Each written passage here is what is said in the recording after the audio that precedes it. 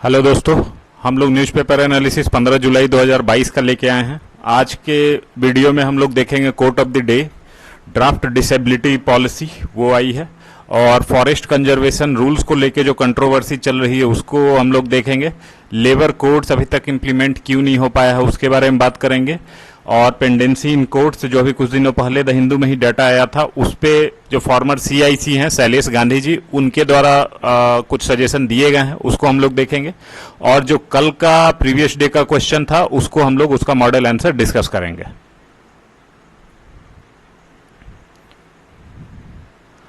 हम लोग पहले आते हैं कोट ऑफ द डे पे। तो ये आज का कोट पंडित जवाहरलाल नेहरू जी के द्वारा बोला गया था।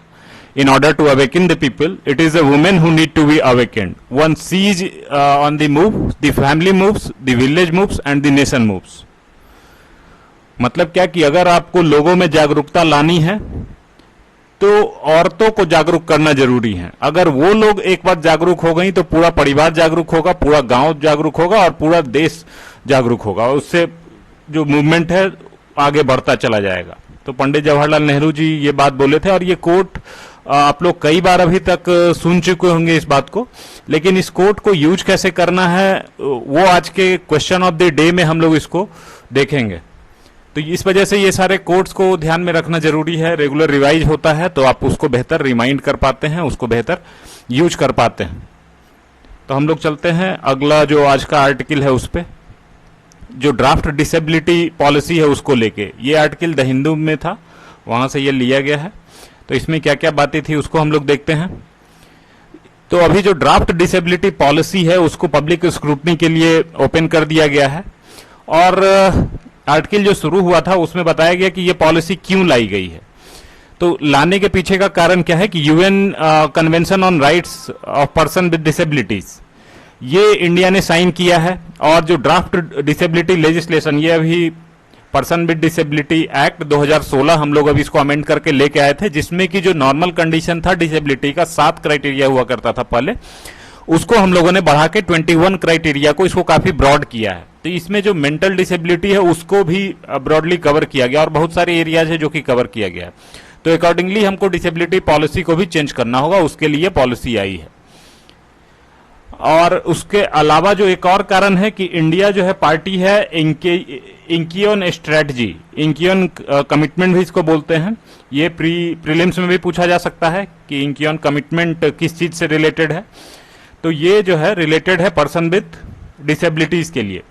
तो अभी Asia and Pacific decade of PWD वो डिक्लेयर किया गया है 2013 से 22 तक के साल को, उसी के अंतर्गत में इंकियोन स्ट्रेटजी ये फाइनलाइज की गई है।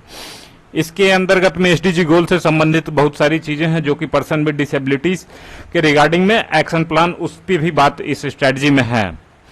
और इसका टोटल जो फ्रेमवर्क है वो कहां से आया है, तो वो आया है UN economic and social council for Asia Pacific. जो ब्रॉड ऑर्गेनाइजेशन है जो इसको लीड कर रहा है वो ये है। तो ये हम लोगों ने कारण समझा कि किस कारण से ये पॉलिसी लाई गई है, ड्राफ्ट पॉलिसी डिजाइन की गई है। अब हम लोग आ जाते हैं कि इस पॉलिसी में है क्या क्या चीजें। तो जो अभी तक हम लोग डिसेबिलिटी को मेजर करने का जो तरीका था वो मेडिकली हम लोग देखते थे कि मेडिकली डिसेबल है नहीं है, तो इसको हम लोग मेडिकल मोड से चेंज कर रहे हैं ह्यूमन राइट्स मोड पे। और ये ड्राफ्ट पॉलिसी है, इसमें बहुत सारे एरियाज को कवर किया गया है। जैसे एजुकेशन सेक्टर में एजुकेशन कैसे मिलेगा पर्सन विद डिसेबिलिटी को, उसमें कोई अगर डिसएडवांटेज में है तो उसको कैसे हम लोग नलीफाई कर सकते हैं। हेल्थ में, स्किल डेवलपमेंट, एम्प्लॉयमेंट, स्पोर्ट्स में, सोशल सिक्योरिटी में, एक्सेसिबिलिटी में, या फिर और कोई इंस्टीट्यूशनल मैकेनिज्म, जैसे मान लीजिए उनको अपना certificate he person with disability वो बनवाना है, तो उसमें आप कैसे सपोर्ट करेगी ये पॉलिसी, वो सारी बातें इसमें हैं। लेकिन इसमें जो आर्टिकल है इसमें बताया गया है कि इस जो ड्राफ्ट पॉलिसी इसमें क्या दिक्कत है। तो इसमें दिक्कत वाली बात ये बोली गई है कि पॉलिटिकल एम्पावरमेंट और इंक्लूजन इसके अंदर में नहीं बात की गई है इस पूरे ड्राफ्ट पॉलिसी में, क्योंकि बहुत सारे चैलेंज फेस किए जाते हैं पर्सन विद डिसेबिलिटी के द्वारा। जो भी इलेक्टोरल प्रोसेस है उसमें, जैसे मान लीजिए कि वोट देना है तो उसमें ही दिक्कत होता है कि आप कैसे जो पोलिंग बूथ है वहां तक जाएंगे।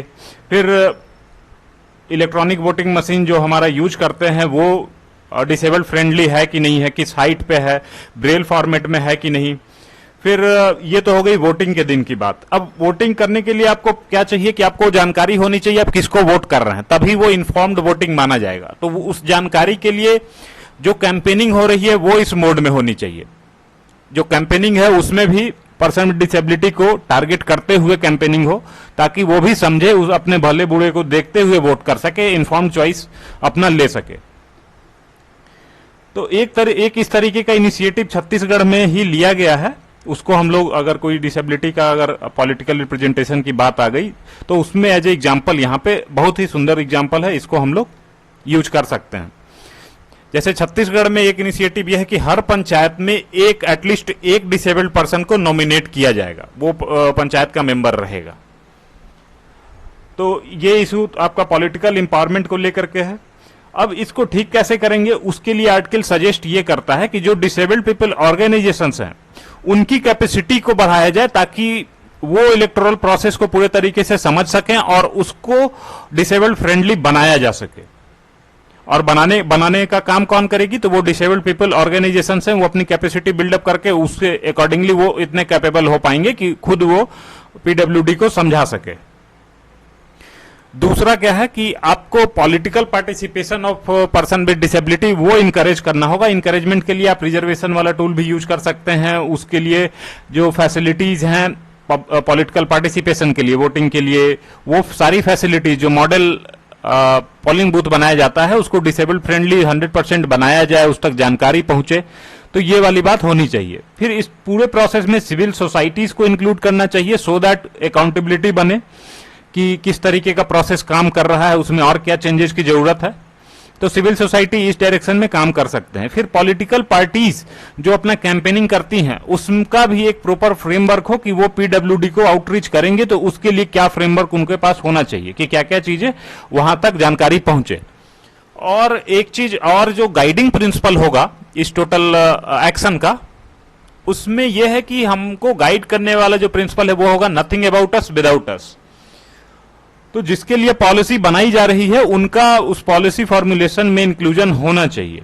जैसे फॉर एग्जांपल यहाँ पे पर्सन विद डिसेबिलिटी है, तो उनका जो मत है वो भी इसके ड्राफ्ट पॉलिसी में शामिल किया जाना चाहिए। तो इस पॉलिसी के बारे में इतना ही था। हम लोग आते हैं दूसरे आर्टिकल, अगला जो हमारा आर्टिकल है उस पे आते हैं। ये फॉरेस्ट कंजर्वेशन रूल्स को लेके है। ये अभी करंट में चल रहा है, काफी कंट्रोवर्सी इसके ऊपर चल रही है। गवर्नमेंट बोल रही है कि हम लोग प्रोसेस को स्ट्रीमलाइन करने के लिए कर रहे हैं, जबकि अपोजिशन ये बोल रहा है कि इससे जो जंगल में रहने वाले लोग हैं, जो ट्राइबल पीपल हैं, उसको आप उसके राइट्स का सीधा सीधा दोहन कर रहे हैं, उसको आप बाहर कर रहे हैं। तो क्या बात है इसी आर्टिकल में लिखा गया, उस बात को हम लोग समझते हैं। तो नया जो फॉरेस्ट कंजर्वेशन रूल है, इसमें पहले से भी रूल चला आ रहा था। एक्चुअली इसका जो रूल है इसमें होता क्या है, इसका मकसद क्या है? इसका मकसद यह है कि कोई फॉरेस्ट लैंड है, उसमें अगर मान लीजिए कुछ जरूरी कोई प्रोजेक्ट है जो उसके थ्रू पास करने वाला है या कुछ वहां पे ही काम होने वाला है, तो उस लैंड को डाइवर्ट किया जाए नॉन फॉरेस्ट्री यूज के लिए, उसके लिए ऑथोराइज किया जाए। तो जैसे कुछ भी प्रोजेक्ट हो सकता है आपका, road, highway, railway line, mining project, कुछ भी हो सकता है, तो उसके लिए डाइवर्जन करना होगा। तो ये डाइवर्जन तभी एप्लीकेबल होगा ये रूल जबकि फॉरेस्ट लैंड का डाइवर्जन जो है 5 एकड़ से ज्यादा लैंड की जरूरत यहां पे पड़ रही है। और अप्रूवल यहां पे किसके द्वारा दिया जाएगा? तो अप्रूवल दिया जाता है फॉरेस्ट एडवाइजरी कमिटी, जो कि कंस्टिट्यूट किया जाता है सेंट्रल गवर्नमेंट के द्वारा। तो अप्रूवल मिलना है फाइनल इस कमिटी के द्वारा, वो ही एनालाइज करेगी कि क्या प्लान है, क्या यूजर एजेंसी है, और उसके अलावा मान लीजिए कि वो भी देखेगी कि मिनिमल डैमेज किसमें होगा। जैसे कोई स्कोप है, उसमें कोई भी प्रोजेक्ट है, उसमें मिनिमल डैमेज के लिए कम से कम हानि जो जंगल को होना है वो किस डायरेक्शन में जाते हुए होगा, तो इसको भी एनालाइज एक बार करेगी। अब आगे क्या प्रोसेस होता है कि एक बार मान लीजिए कि अप्रूव हो गया कोई प्रोजेक्ट एफएसी के द्वारा, तब फिर प्रोजेक्ट जो है स्टेट गवर्नमेंट को आगे फॉरवर्ड कर दिया जाएगा, और स्टेट गवर्नमेंट का काम होगा कि जो फॉरेस्ट राइट्स एक्ट है 2006 का, उसके साथ में कंप्लायंस दिखाया जाए। फॉरेस्ट राइट्स एक्ट जो है इसका मेन जो काम है कि जो फॉरेस्ट ड्वेलर्स हैं, जो ट्राइबल पॉपुलेशन है, जो फॉरेस्ट में रहने वाले लोग हैं, उनके राइट्स का प्रोटेक्शन हो। अगर मान लीजिए लैंड डाइवर्ट हो रहा है तो उनका तो लाइवलीहुड और जो घर है वो छीन रहा है, तो उसके राइट को कैसे प्रोटेक्ट किया जाए, ये काम स्टेट गवर्नमेंट का होगा यहां पे। तो आगे आ जाते हैं, आगे इसमें क्या है। लेकिन लेटेस्ट रूल जो गवर्नमेंट बोल रही है कि पूरे प्रोसेस को स्ट्रीमलाइन करने के लिए किया जा रहा है, और इसमें क्या क्या चीज प्रोवाइड किया गया है उसको भी थोड़ा सा समझ लेते हैं कि ये नया जो कंजर्वेशन रूल है इसमें अलाउ ये किया गया है कि प्राइवेट पार्टी वो अपना जंगल कल्टीवेट करें, प्लांटेशन करके। प्राइवेट पार्टी मतलब कम्युनिटी भी कर सकती है, कोई प्राइवेट एंटिटी है वो भी कर सकता है, वो जंगल अपना तैयार करे, और जो कंपनीज को कंपनसेटरी एफॉरेस्टेशन टारगेट मीट करना होता है। जैसे मान लीजिए कि कोई प्रोजेक्ट जंगल से गुजर रहा है, उसके लिए अप्रूवल दिया गया उस कंपनी को कि आप ठीक है कर सकते हो, लेकिन उसके एवज में उतना कंपनसेटरी एफॉरेस्टेशन, उतना उसको जमीन देना पड़ेगा, और उसमें पैसे जो लगने वाले हैं उतना जंगल उगाने के लिए वो उसको देना होता है। तो इसी चीज को ठीक करने के लिए इसमें हो क्या रहा था कि पैसा मिल रहा था और जो फंड दिया जा रहा था जंगल उगाने के लिए वो अनयूटिलाइज्ड रह जाता था, वो अच्छे से यूज नहीं हो पाता था। जमीन भी हमेशा पुअर क्वालिटी का दिया जाता था, जो कि इस पे कि आप जंगल बहुत ज्यादा उगा नहीं सकते हैं, उतना उसकी फर्टिलिटी जमीन की नहीं होती थी। तो इसी प्रॉब्लम को दूर करने के लिए गवर्नमेंट ये गाइडलाइन लेके आई है, ये ड्राफ्ट रूल में चेंज लेके आई है कंजर्वेशन रूल में। इसके अंतर्गत में क्या है कि कोई भी कम्युनिटी है वो अपना जंगल उगाएगी खुद से, कोई भी प्राइवेट एंटिटी भी उगा सकता है। जंगल उगाने के बाद फिर वो उस जंगल को पूरा का पूरा पेड़ लगा हुआ उसको बेच सकता है कंपनी को, कि ये जो है पूरा जंगल लगा हुआ है और इस जो जमीन उसको दिया गया और उस पर पूरा जंगल जो दिया गया उसका कंपनसेटरी एफॉरेस्टेशन जो टारगेट है डाइवर्जन की वजह से उतना उसको मीट करना पड़ेगा, क्योंकि इतना जमीन उसको लगेगा और उतना पैसा देना पड़ेगा। उसके बदले क्या है कि उतना जंगल ही उठा के दूसरे लैंड पैच में वो जो है गवर्नमेंट को दिखा देगा कि इतना टारगेट मैंने कंप्लीट किया है। तो ऑब्जेक्टिव यहां पे ये है कि जो फॉरेस्ट कवर है हमारा वो बढ़े, तो हमारा ऑब्जेक्टिव ये क्लियर हो रहा है। लेकिन इसमें प्रॉब्लम क्या है, तो प्रॉब्लम जिसकी वजह से ऑब्जेक्शन रेज किया गया है वो है कि कहीं पे भी फॉरेस्ट ड्वेलर ये वर्ड कहीं भी हम लोग नहीं रखें कि उसके राइट्स का क्या होगा। फिर अगली बात की जो फॉरेस्ट राइट्स एक्ट है उसमें मान लीजिए कोई प्रोजेक्ट अगर जंगल से होके जाता है तो वहां के फॉरेस्ट ड्वेलर का कंसेंट मिलना चाहिए, और कंसेंट कहां से मिलेगा, जो वहां की ग्राम सभा है उसके थ्रू, तो वहां से कंसेंट होना चाहिए। इस रूल में जो नया रूल है इसमें लिखा हुआ क्या है कि स्टेट्स इंश्योर करेंगी settlement of FRA as applicable. इसमें कंसेंट की बात कहीं पे भी नहीं की गई है। एक्चुअली जो अभी प्रोसेस फॉलो हो रहा है उसमें भी कोई कंसेंट इन जनरल नहीं लिया जा रहा है, अभी भी 2009 से ही ये चीज चला आ रहा है, कोई कंसेंट नहीं लिया जा रहा है। लेकिन उसी चीज को कोडिफाई किया गया है इस रूल में, उसी पे विवाद चल रहा है। सेंट्रल गवर्नमेंट का क्या स्टैंड है, तो सेंट्रल गवर्नमेंट ने बोला कि जो फॉरेस्ट राइट एक्ट वाला जो प्रोसेस है वो एक इंडिपेंडेंट प्रोसेस है जो कि स्टेट गवर्नमेंट के द्वारा किया जा सकता है किसी भी स्टेज पे, जब तक अप्रूवल नहीं हुआ तब तक। तो इनका कहना यह है, वही अपोजिशन अभी ट्राइबल मुद्दा उठा के इसको चला रही है। तो टोटल मुद्दा हम लोग समझ चुके हैं, यही बात है इसमें। हाँ, इसी आर्टिकल में एक चीज और दिया गया था कि एफएससी जो फॉरेस्ट एडवाइजरी कमिटी है उसकी वर्किंग को एनालाइज किया गया है, जो 2009 में 2019 के पहले 6 महीने में उसमें एनालाइज किया गया कि टोटल प्रपोजल इसको 6 महीने में 240 इसको मिला है, जिसमें 193 इसने अप्रूव किया है और 40 इसने डेफर कर दिया कि लेट कंसिडरेशन, इसको कंसिडर किया जाएगा, रिजेक्ट नहीं किया गया है। और ओनली 7 प्रोजेक्ट ऐसे थे जिसको कि रिजेक्ट किया गया। तो ये हम लोग देखते हैं कि अप्रूवल रेट यहां से काफी ज्यादा है। तो ये भी एक इफिकेसी पे दिखता है कि क्या बेसिस है इतना ज्यादा अप्रूवल का, और रिजेक्शन रेट कुछ वैसा है नहीं। तो इस आर्टिकल में हम लोग के पास यही बात थी। हाँ, ये पाई चार्ट बनाया गया है, तो आप लोग इसको देखेंगे किस तरीके से डाटा को रिप्रेजेंट करना है आंसर में। तो this is also one of the format जो आप यूज कर सकते हैं। आगे आते हैं हम लोग। आगे अगला आर्टिकल है हमारा लेबर कोड को लेके। लेबर कोड हमारा चारों लेबर कोड आ चुका है, लेकिन उसको इंप्लीमेंट अभी तक नहीं किया गया है। पास हो गया पार्लियामेंट के द्वारा, लेकिन इंप्लीमेंट नहीं किया गया है। तो इसमें जो डिले है उसी रीजन को एनालाइज किया गया है कि क्या रीजन है। तो इसमें रीजन को हम लोग देखते हैं कि लेबर कोड में थोड़ा सा ब्रीफ इसका पीछे का देख लेते हैं कि टोटल करीब हमारे पास 29 सेंट्रल लेबर लॉज थे और 100 से ज्यादा ही स्टेट लेबर लॉज हैं। उसको क्लब इन करके 4 लेबर कोड में यहां पे किया गया है, जिसमें कि चारों कोड को अगर एक बार नाम याद रखेंगे तो अच्छा रहेगा हम लोग के लिए। कोड ऑन वेजेज है, इंडस्ट्रियल रिलेशन कोड है, कोड ऑन सोशल सिक्योरिटी है, code on occupational safety, health and working condition.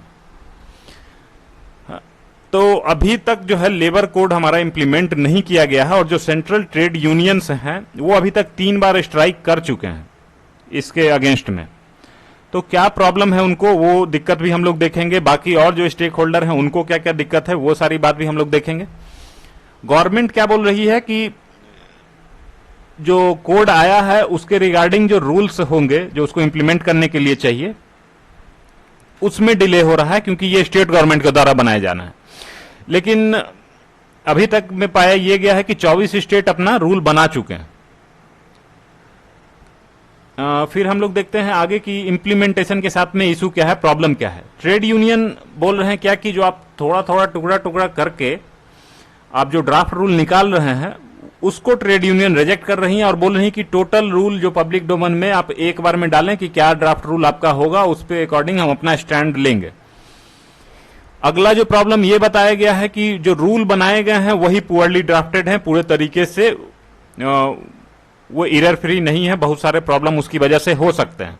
एक और ग्राउंड है इसका चैलेंज करने का, तो यह है कि लेबर कोड, 2 लेबर कोड ऐसे थे जो कि पार्लियामेंट में मात्र 2 दिन में पास किए गए, जिसपे कोई विशेष डिस्कशन पार्लियामेंट में हुआ नहीं। तो हेस्टी लेजिस्लेशन का प्रॉब्लम यहाँ पे रेज किया गया है। इसके अलावा जो स्टेक होल्डर हैं जैसे भारतीय मजदूर संघ, तो वो बोल रहे हैं कि जो इंडस्ट्रियल रिलेशन कोड है उसको लेके सवाल उठा रहे हैं।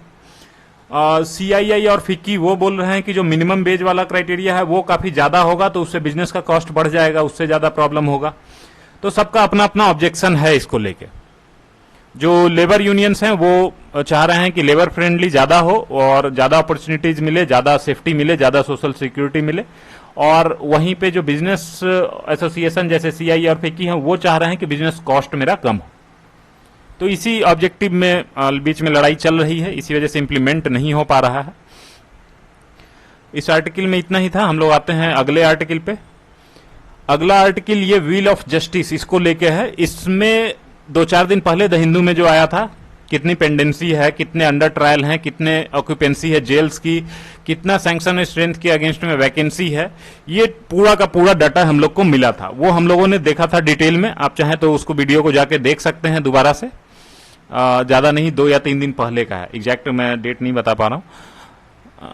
तो उसी को लेकर के सजेशन दिया है शैलेश गांधी जी के द्वारा लिखा हुआ ये आर्टिकल है, जो कि फॉर्मर CIC के रूप में भी काम कर चुके हैं।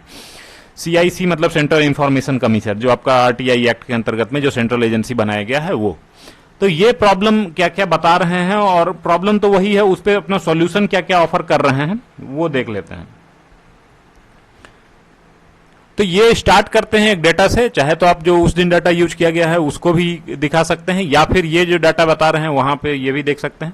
ये कहते हैं कि हमारे पास करीब करीब 40% केसेस ऐसे हैं जो कि 3 साल से ज्यादा से पेंडिंग है, जबकि यही आंकड़ा दूसरे देशों में लेस देन 1% है, 3 साल से ज्यादा पुराने केसों की जो परसेंटेज है वो।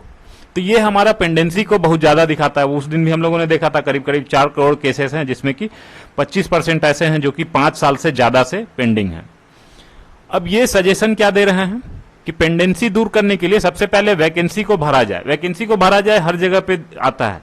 ये सजेस्ट ये करते हैं कि जुडिशियरी को अकाउंटेबल ठहराया जाए, उसकी अकाउंटेबिलिटी इंश्योर किया जाए कि अगर कोई वैकेंट पोजीशन है तो, क्योंकि स्टेट लेवल पे जो वैकेंसी भरे जाते हैं वो स्टेट गवर्नमेंट का, वहां का जो रेस्पेक्टिव हाई कोर्ट है उससे कंसल्टेशन के साथ में भरा जाता है।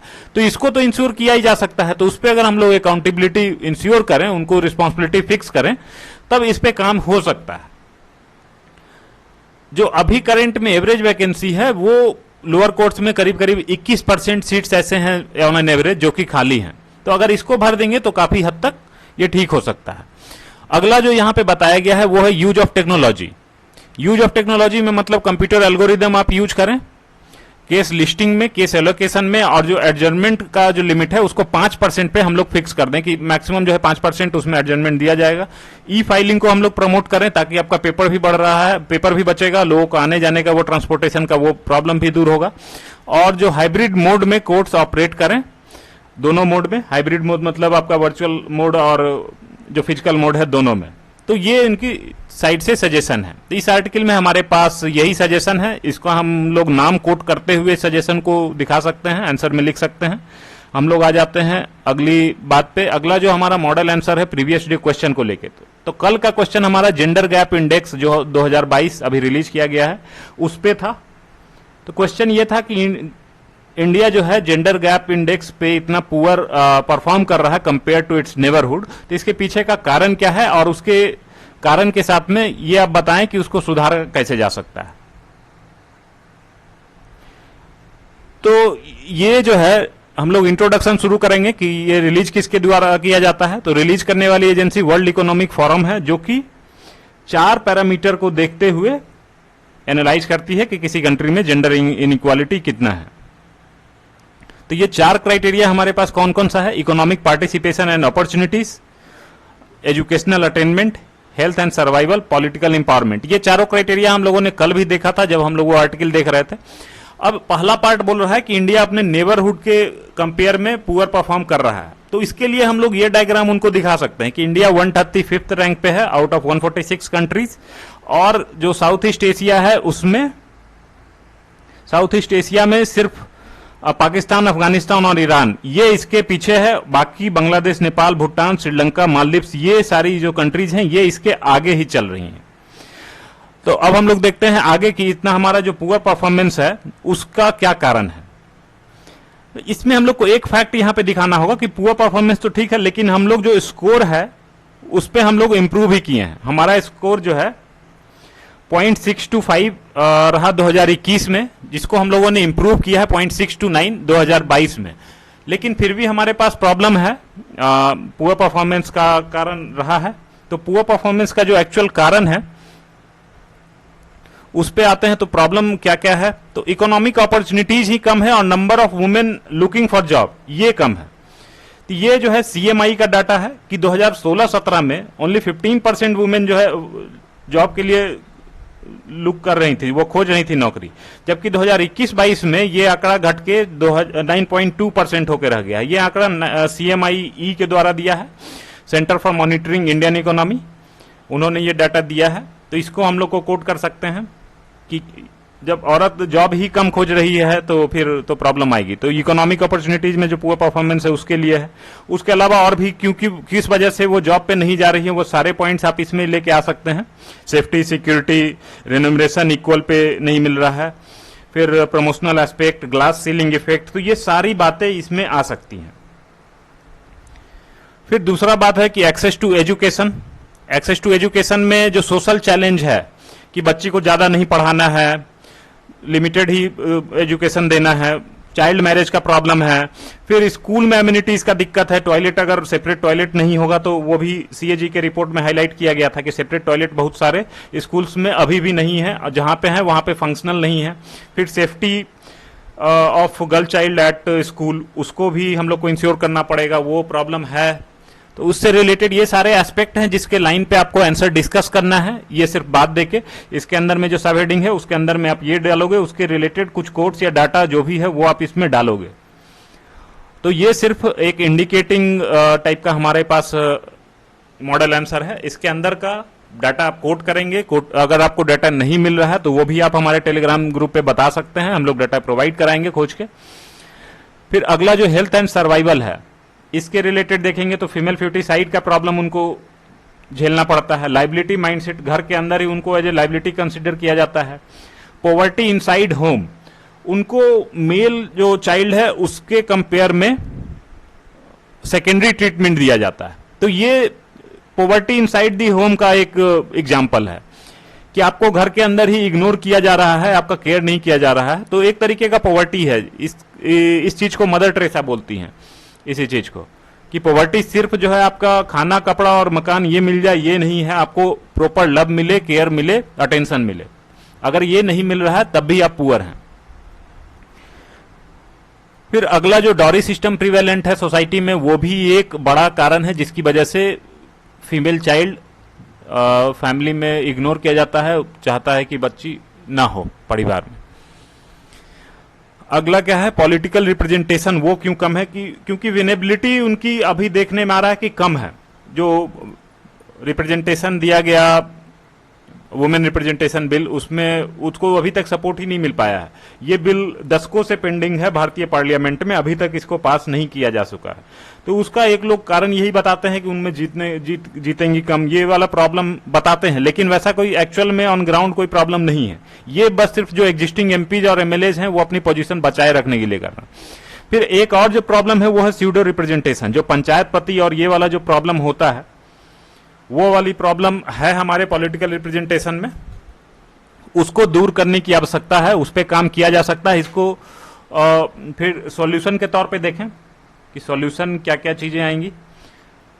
तो सॉल्यूशन के तौर पे तो जो आपका वर्क प्लेस है, इकोनॉमिक अपॉर्चुनिटी, सबसे पहले तो इसको बढ़ाना होगा, number of jobs total as a whole.